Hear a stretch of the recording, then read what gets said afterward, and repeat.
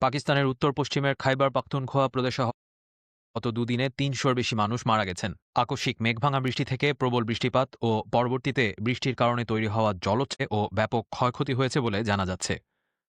সেখানকার জেলাগুলোর মধ্যে সবচেয়ে বেশি ক্ষতি হয়েছে বুনের জেলার কয়েকটি গ্রামে। পাকিস্তানের দুর্যোগ ব্যবস্থাপনা কর্তৃপক্ষের শুধু বুনের জেলাতেই গত দুদিনে ২০০-র বেশি মানুষ মারা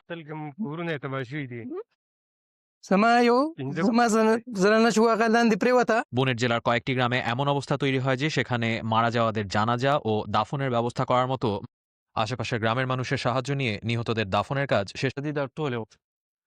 খাইবার পাখতুনখোয়ার পর এখন পাকিস্তানের পাঞ্জাবেও বন্যার সতর্কতা জারি করেছে প্রশাসন। পাঞ্জাবের দুর্যোগ ব্যবস্থাপনা সংস্থা জানিয়েছে রোববার থেকে ২৩শে আগস্ট পর্যন্ত পুরো প্রদেশে আকস্মিক বন্যা ঝড়ো বৃষ্টি ও মেঘের বিস্ফোরণের আশঙ্কা রয়েছে বলে বলা হচ্ছে।